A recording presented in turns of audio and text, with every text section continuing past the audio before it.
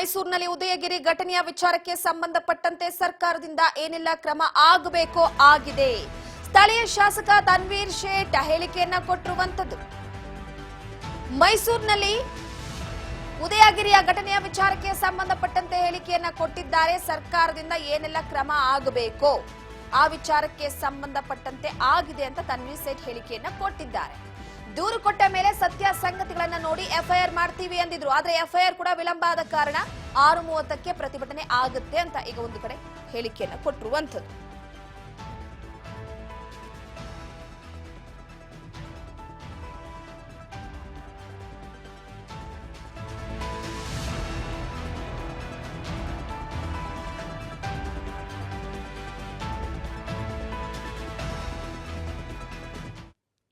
ಪ್ರಮುಖವಾಗಿ ಪೊಲೀಸರು ಈಗಾಗಲೇ ಹೇಳಿದ್ದು ಸಮಜಾಯಿಸಿಗೆ ಒಪ್ಪುವುದಕ್ಕೆ ಸಾಧ್ಯವಾಗದೆ 8:30ಕ್ಕೆ ಕಲ್ಲು ತೂರಾಟದ ಅಹಿತಕರ ಘಟನೆ ಆಗಿದೆ.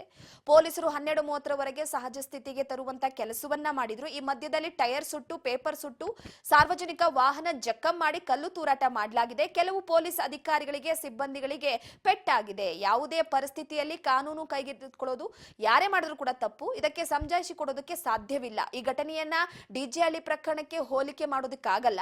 ಈಗಾಗಲೇ ಕ್ರಮ ಆಗಿದೆ. ಲಾಠಿ ಚಾರ್ಜ್ ಆಗಿದೆ. ಟೈರ್ ಗ್ಯಾಸ್ ಪ್ರಯೋಗ ಕೂಡ ಆಗಿದೆ. ಶಾಂತಿ ಕಾಪಾಡುವಲ್ಲಿ ಮನವಿಯನ್ನ ಮಾಡೋ ವಿಚಾರವಾಗಿ ಸದ್ಯದ ಮಟ್ಟಿಗೆ ಈಗೆಲ್ಲ ಏನ್ ಕ್ರಮ ಆಗಬೇಕು ಅದು ಆಗಿದೆ ಅನ್ನೋ ವಿಚಾರವಾಗಿ ಮಾತನಾಡಿದ್ದಾರೆ. ಬನ್ನಿ ಇನ್ನು ಯಾವೆಲ್ಲ ವಿಚಾರ ಮಾತಾಡಿದ್ದಾರೆ ಕೇಳೋಣ. ನಿನ್ನೆ ಡಿಸಿಪಿ ಕಾರ್ ಮೇಲೆ ಆಗಿರ್ಬೋದು, ಸ್ಟೇಷನ್ ಕಲ್ತೂರ ಈ ರೀತಿ ಘಟನೆ ನಡೆದಿದೆ. ಅಂದರೆ ಡಿಜೆಹಳ್ಳಿ ನಂತರ ಮತ್ತೆ ಈ ರೀತಿ ಘಟನೆ ಆಗಿದೆ. ಏನು ಸರ್ ಘಟನೆ? ನಿನ್ನೆ ಸಾಮಾಜಿಕ ಜಾಲತಾಣದಲ್ಲಿ ಒಂದು ಅವಹೇಳಿಕ ಪೋಸ್ಟ್ ಬಂದ ಮೇಲೆ ನನ್ನ ಸುಮಾರು 9:30 ಗಂಟೆಗೆ ಬೆಳಗ್ಗೆ ಗೊತ್ತಾದ ತಕ್ಷಣ ಕಂಪ್ಲೇಂಟ್ನ ರೂಪೇಶ್ ನಮ್ಮ ಸ್ವಲ್ಪ ಲೋಗ ಐತಣ್ಣ ಕೊಡಿ ಅಂತ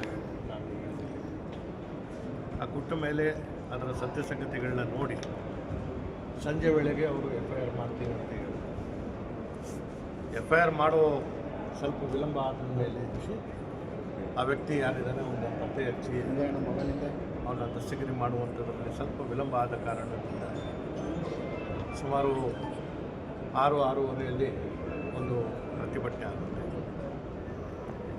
ಈಗಾಗಲೇ ಕ್ರಮ ಜರುಗಿಸಿದ್ದೀವಿ ಅಂತ ಹೇಳಿ ಪೊಲೀಸರು ಹೇಳಿದ್ರೂ ಅದನ್ನು ಸಮಜಾಯಿಸಿ ಒಪ್ಪಕ್ಕೆ ಸಾಧ್ಯ ಆಗದೆ ಸುಮಾರು 8:30ರಲ್ಲಿ ಕಲ್ಲು ತೂರಾಟ ನಡೆಯುವಂತಾಗಲಿಕ್ಕೆ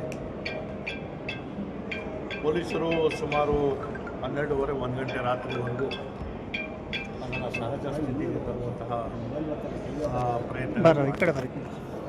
ಈ ಮಧ್ಯದಲ್ಲಿ ಟೈರ್ಗಳನ್ನು ಸುಡುವಂಥದ್ದು, ಪೇಪರ್ಗಳನ್ನು ಸುಡುವಂಥದ್ದು, ಸಾರ್ವಜನಿಕ ವಾಹನಗಳನ್ನ ಜಖಂ ಮಾಡುವಂಥದ್ದು, ಜೊತೆಗೆ ಪೊಲೀಸ್ ಠಾಣೆ ಮೇಲೆ ಕಲ್ಲು ತೂರಾಟ, ಪೊಲೀಸ್ ವಾಹನಗಳ ಮೇಲೆ ಕಲ್ಲು ತೂರಾಟ ನಡೆಸಿರುವಂಥದ್ದು, ಕೆಲವು ಪೊಲೀಸ್ ಅಧಿಕಾರಿಗಳಿಗೂ ಮತ್ತು ಸಿಬ್ಬಂದಿಗಳಿಗೆ ಪೆಟ್ಟಾಗಿರುವಂಥದ್ದು ಬಂದಿದೆ. ಯಾವುದೇ ಪರಿಸ್ಥಿತಿಯಲ್ಲಿ ಇದು ಕಾನೂನನ್ನು ಕೈಗೆತ್ತಿಕೊಳ್ಳುವಂಥದ್ದು ಯಾವುದೇ ಕ್ರಮ ಇದ್ರೂ ಅದು ಯಾರೇ ಮಾಡಿರ್ಬೋದು ಅದು ಒಪ್ಕೊಳ್ಳೋಕ್ಕೆ ಸಾಧ್ಯ ಇಲ್ಲ. ಆದರೆ ಮತ್ತೊಂದು ಪ್ರಕರಣಕ್ಕೆ ನಾನು ಇದನ್ನು ಹೋಲಿಕೆ ಮಾಡೋಕ್ಕೆ ಹೋಗಲ್ಲ.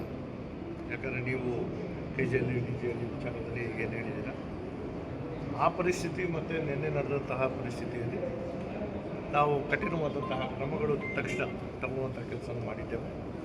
ಲಾಠಿ ಚಾರ್ಜು ಆಗಿದೆ, ಟಿಯರ್ ಗ್ಯಾಸು ಮಾಡಿದ್ದೀವಿ,